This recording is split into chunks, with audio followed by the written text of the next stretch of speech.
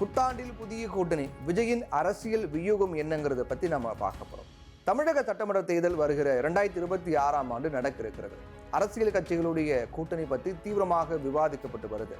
தமிழக அரசியலில் 1967 ஆண்டுக்கு பிறகு திமுகவோ அப்படி இல்லைன்னா அதிமுகவோ பெரும்பாலும் கூட்டணி இல்லாமல் போட்டியிட்டதே கிடையாது.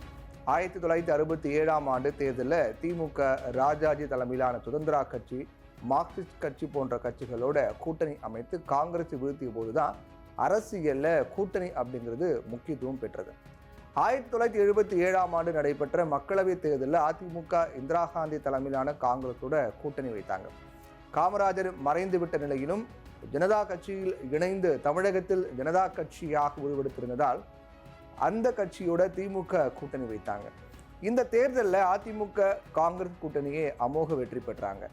அதற்கு பிறகு நடைபெற்ற சட்டமன்ற தேர்தலில் அதிமுக, இந்திரா காங்கிரஸ், திமுக, ஜனதா கட்சிகள் தனித்து போட்டிக்கிட்டாங்க. அதிமுகவோட மார்க்சிஸ்ட் கட்சியும் இந்திரா காங்கிரசுடன் இந்திய கம்யூனிஸ்ட் கட்சியும் கூட்டு சேர்ந்து போட்டிக்கிட்டாங்க. இந்த தேர்தலில் ஜனதா கட்சியோட கூட்டணி அமைத்திருந்ததால் திமுக வெற்றி பெற்றிருக்கும் அப்படின்னு கருணாநிதியே அறிக்கை வெளியிட்டார். அப்படின்னா இந்திரா காங்கிரஸோட கூட்டணி அமைத்து அதை நாங்கள் முறியடித்திருப்போம் அப்படின்னு அதிமுகவினர் பதிலடி கொடுத்தாங்க. அந்த அளவுக்கு கூட்டணிக்கு முக்கியத்துவம் ஏற்பட்டது. இப்போ ஜனதா கட்சியும் கரைந்து போய்விட்டது. காங்கிரஸும் செல்வாக்கு இழந்து தனித்து போட்டியிட்டா டெபாசிட் கிடைக்குமா அப்படிங்கிற நிலைமைக்கு வந்துட்டாங்க.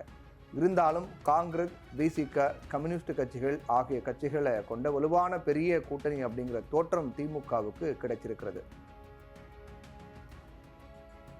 2016 ஆண்டு மக்கள் நல கூட்டணி அப்படிங்கிற பெயரில் தேமுதிக, மதிமுக, விசிக, கம்யூனிஸ்ட் கட்சிகள் இணைந்து போட்டியிட்ட போது அந்த கட்சிகளால் 6.1% வாக்குகள் மட்டும்தான் வாங்க முடிஞ்சது. இதில் தேமுதிக மட்டுமே 2.41% வாக்குகளை பெற்றாங்க. மற்ற கட்சிகளால் 1% வாக்குகளை கூட பெற முடியல. இந்த தேர்தலில் தனித்து போட்டியிட்ட பாட்டாளி மக்கள் கட்சி 5.36% வாக்குகளையும், பாஜக 2.6% வாக்குகளையும், நாம் தமிழ் கட்சி 1.07 விழுக்காடு வாக்குகளையும் வாங்கினாங்க. இப்போ சுமார் 9 ஆண்டுகள் கடந்துவிட்ட நிலையில் தனித்து போட்டியிட்ட பாமக, பாஜக, நாம் தமிழர் ஆகியவற்றுடைய வாக்கு சதவீதம் கூடி இருக்கிறது அப்படிங்கிறது அதற்கு பின் நடந்து முடிந்த தேர்தலில் நிரூபணமாகி இருக்கு. ஆனால் திமுக கூட்டணி கட்சிகள் அப்படி தங்களுடைய வாக்கு சதவீதத்தை எந்த தேர்தலையும் நிரூபிக்கவில்லை அப்படிங்கிறது உண்மையான விஷயம். ஏன்னா தனித்து போட்டியிட்டா மட்டும்தான் தெரியும்.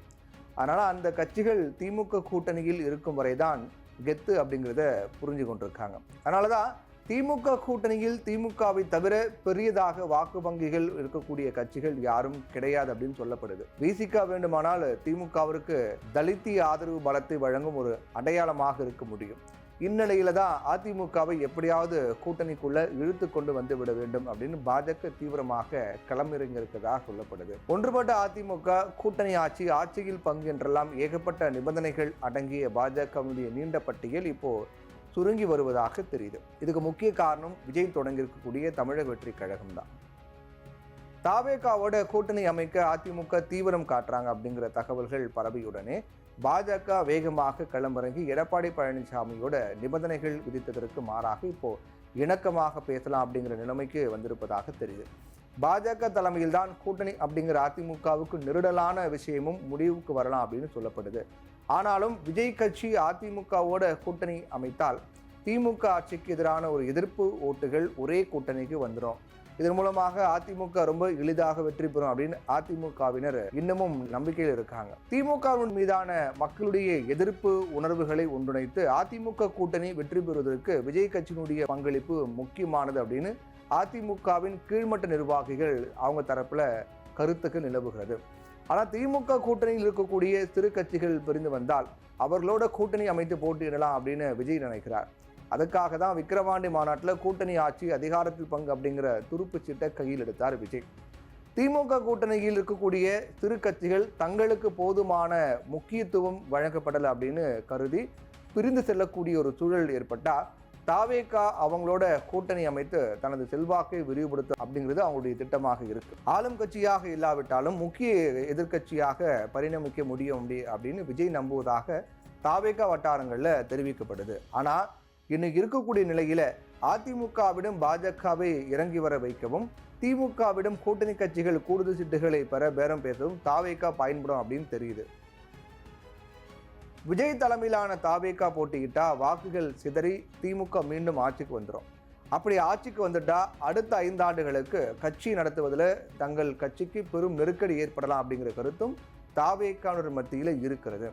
இன்றைய நிலைமையில் எத்தனை கிராமங்களில் தாவேகாவினர் கொடியேற்றிருக்காங்க, எத்தனை வட்ட செயலாளர்கள் செயல்பாட்டில் இருக்காங்க அப்படிங்கிறதுலாம் கூட ஒரு கேள்விக்குறியாக தான் இருக்குது தாவேகால. அதனால் இதையெல்லாம் செய்து முடிக்கவும் விஜயனுடைய சுற்றுப்பயணத்திட்டம் முடியவும் வருகிற டிசம்பர் மாதம் வரை காலமாகலாம். அப்படிங்கிறதால ஊடகம் ஒன்றுக்கு பேட்டி அளித்த தமிழக வெற்றிக் கழகத்துக்கு ஆலோசகராக செயல்பட்டு வரக்கூடிய பிரசாந்த் கிஷோர் டிசம்பர் வரை கூட்டணி இல்லை அப்படிங்கிற நிலைப்பாட்டினை தொடரப்போகின்றோம் அப்படின்னு சொல்லியிருப்பதாகவும் சொல்லப்படுது. அதுக்கு அதிமுக பாஜக கூட்டணி விவகாரம், தேர்தல் ஆணையத்தின் இரட்டை இலை, பொதுச் செயலாளர் தொடர்பான விசாரணை ஆகியவும் முடிவுக்கு வந்து ஒரு தெளிவான நிலை ஏற்படும் அப்படிங்கிறது தாவேகாவுடைய கணக்காக தெரியுது.